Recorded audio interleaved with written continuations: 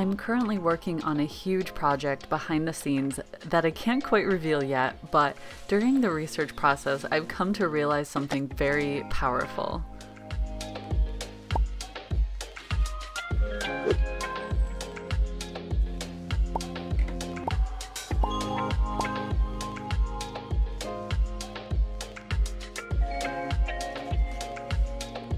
There is a huge difference between knowing how to do something and being able to do it.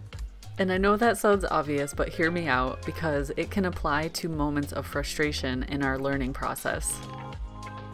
So just stop for a moment and think about how many topics you've read about throughout your entire life.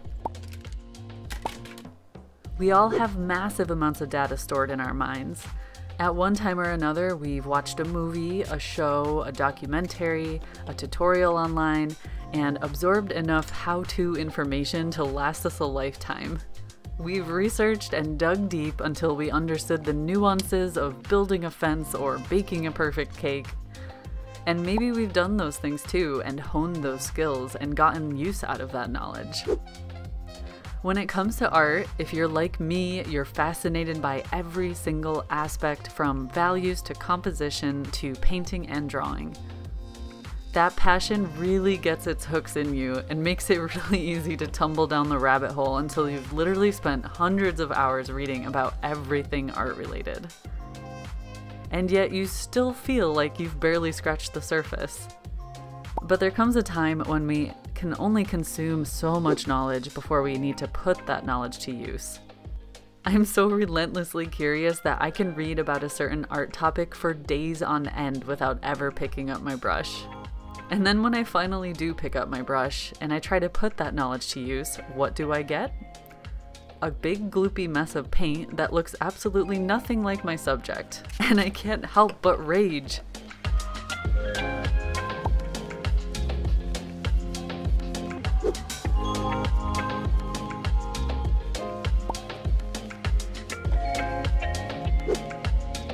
How can I know so much about the science and physical nature of paint and light and even the chemical composition of my paper, and yet when it comes to actually painting the thing, it's a complete mess?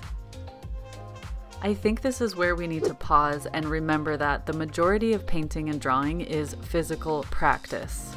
So yes, it's extremely important to understand our foundational concepts, but learning those things has nothing to do with the physical movements required to manipulate the paint or the pencil.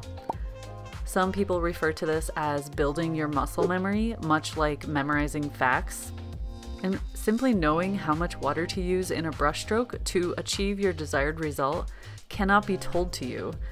That only comes with repeated practice and learning from every single little mistake and success in your past until that water control becomes second nature.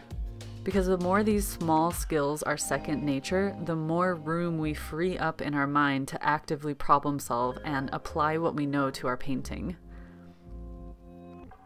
If we're constantly fussing with figuring out how to mix basic colors or how much water to use to create a desired effect, or even how long to let something dry before moving on to the next layer, it's going to be far more difficult to think about the really important stuff like color theory, values, edge control, and composition.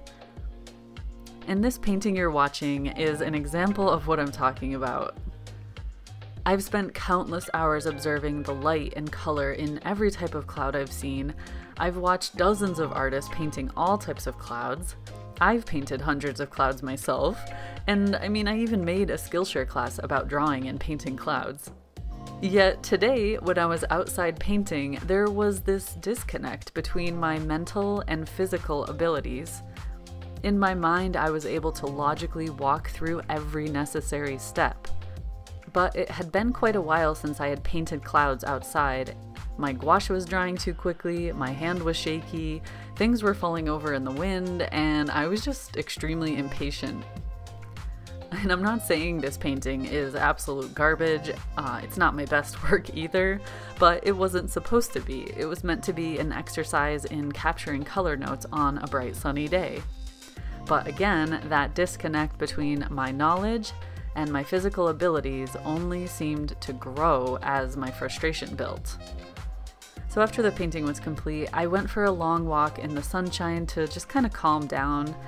I honestly had to laugh at myself a little because I had been taking it so seriously, and when things didn't go my way, I focused on the negative rather than the positive.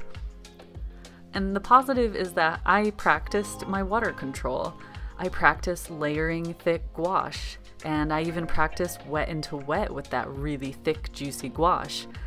Each little movement was internalized and packed away for future use, and my hand is that much better at communicating with my mind now. So I'm gonna count it as a win. If you've ever experienced the disconnect between what you know and how you do it, just know that you're not alone. I think social media paints a false picture of the reality that is the art process.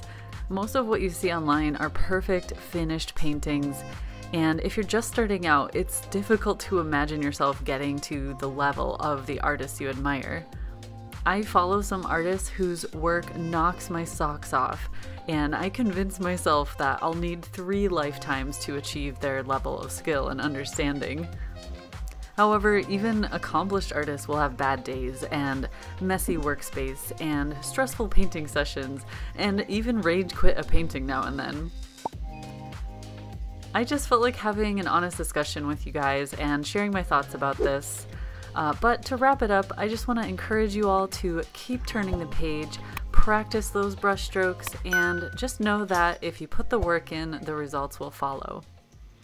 So have a good day all, and I'll see you again soon.